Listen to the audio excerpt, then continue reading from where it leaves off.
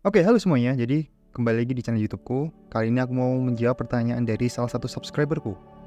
Dia bertanya gini, "Bang, gue bocil kelas 6 SD yang udah kecanduan PMO sejak kelas 5.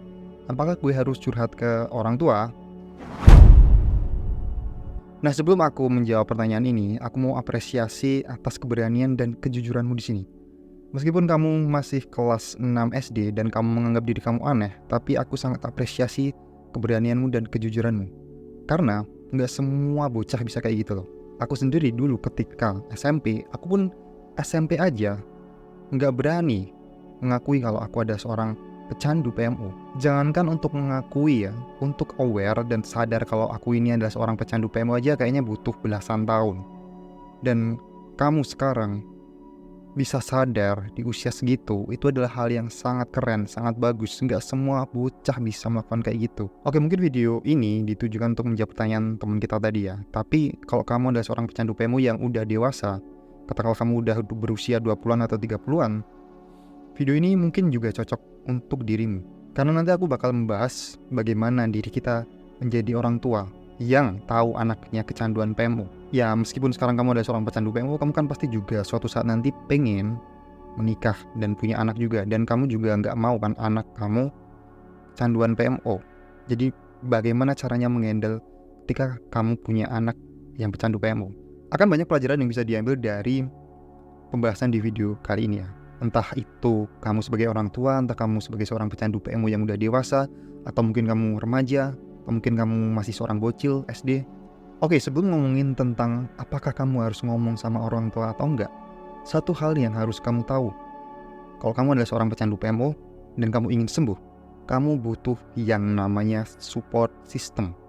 Mungkin kamu selama ini berpikir kamu bisa keluar dari kecanduan PMO tanpa adanya support system, tanpa adanya orang lain yang mendukungmu. Dan apakah itu berhasil? Faktanya sekarang kamu masih nonton video ini dan itu berarti kamu masih kecanduan PMO.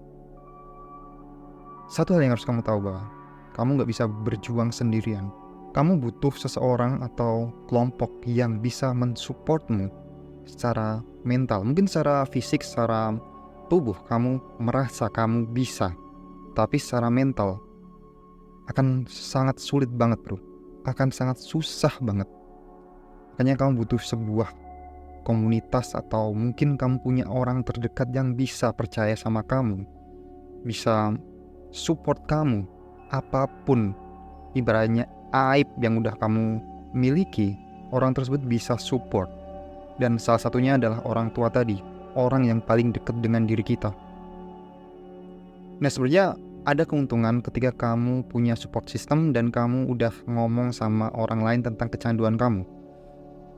Dengan kamu ngomong kepada orang lain kalau kamu punya kecanduan, itu menandakan bahwa kamu udah bisa menerima kekurangan diri kamu. Kamu bisa menerima bahwa kamu adalah seorang pecandu PMO.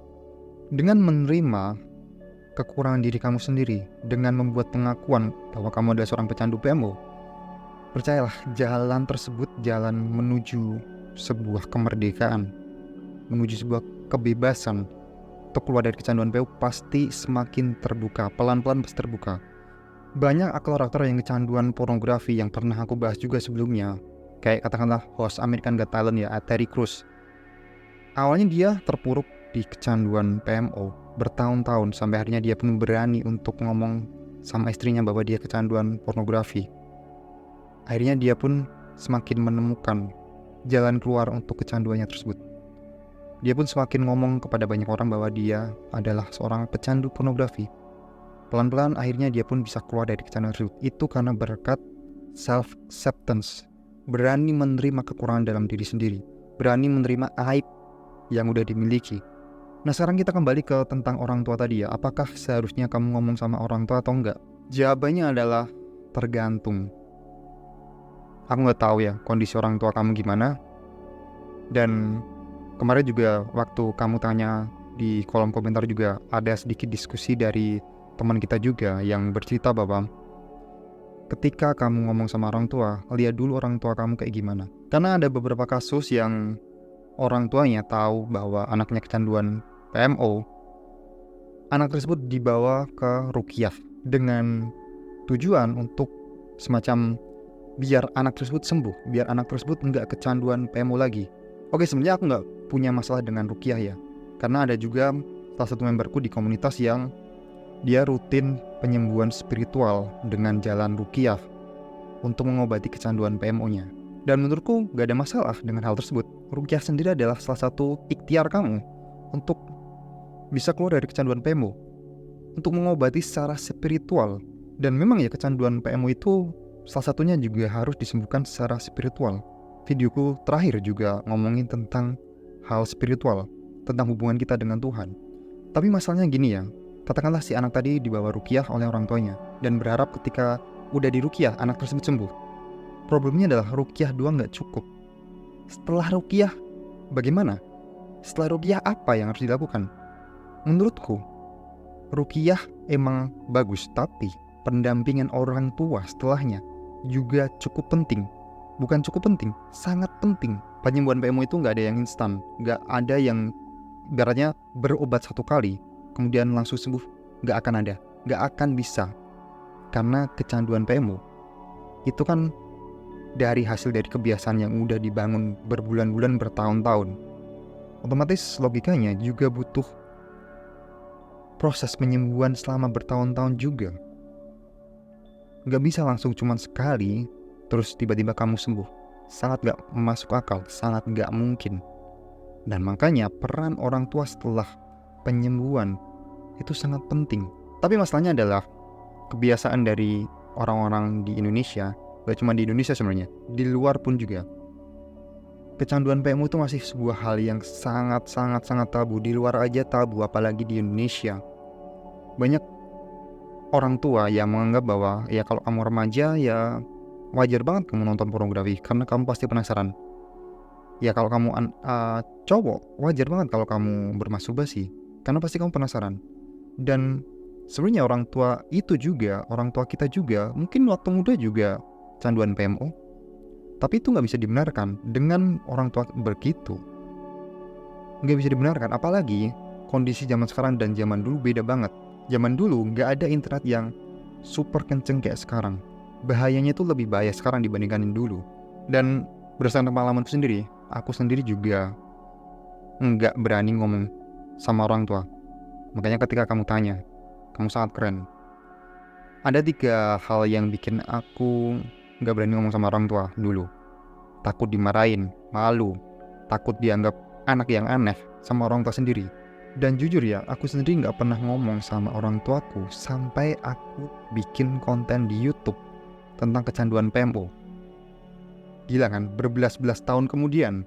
Dan apa yang terjadi ketika orang tuaku tahu kalau aku bikin konten tentang kecanduan PMO? Si ibuku menjawab bahwa ya sebenarnya ibu juga tahu kalau kamu kecanduan PMO, tapi ya ibu cuma diem aja. Ya ibu masih menganggap hal itu wajar bagi anak muda. Oke, di sini aku nggak mau nyalain orang tua ya, aku nggak mau nyalain ibuku, karena apa yang terjadi pada diriku, entah itu di masa lalu, di masa depan, adalah tanggung jawabku sepenuhnya, bukan tanggung jawab orang tuaku, bukan tanggung jawab ibuku.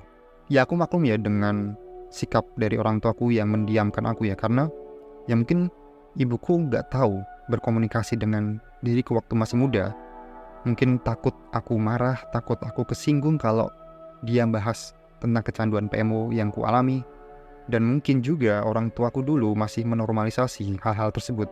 Ya wajar lah, anak zaman sekarang, anak-anak muda juga masih remaja, pasti rasa ingin tahunya pasti besar. Dan ini juga yang aku wanti-wanti kepada kalian para pecandu PMO yang katakanlah udah berumur 20-an atau 30-an yang sebentar lagi mungkin kalian menikah, kemudian kalian punya anak. Kalian harus aware dengan hal ini ya. Kamu udah tahu gimana rasanya jadi seorang pecandu PMO, kamu harus bisa mengkomunikasikan pada anak kamu nanti.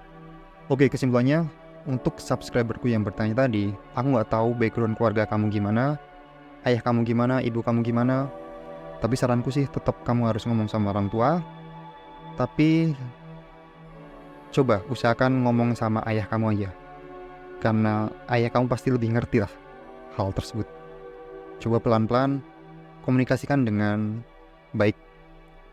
Dan kalau kamu terpaksanya nggak bisa ngomong sama orang tua, cari komunitas, cari role model yang bisa kamu ajak cerita. Kamu bisa ngajak cerita aku, kamu bisa ngajak kakak kamu. Oke, dan mungkin kalau kamu sedang cari komunitas yang bisa support di perjalanan kamu untuk keluar dari kecanduan PMO, kamu bisa klik link di bawah ya. Aku bikin komunitas eksklusif yang bisa membantumu. Isi aplikasinya kalau cocok, kalau kamu adalah orang yang tepat, pasti aku izinkan untuk masuk di komunitas tersebut. Karena aku nggak mau sembarang orang bisa masuk di komunitas tersebut. Aku menjaga kualitas dari anggota komunitasku. Aku cuman menerima orang-orang yang serius. Oke? Sampai jumpa di video berikutnya.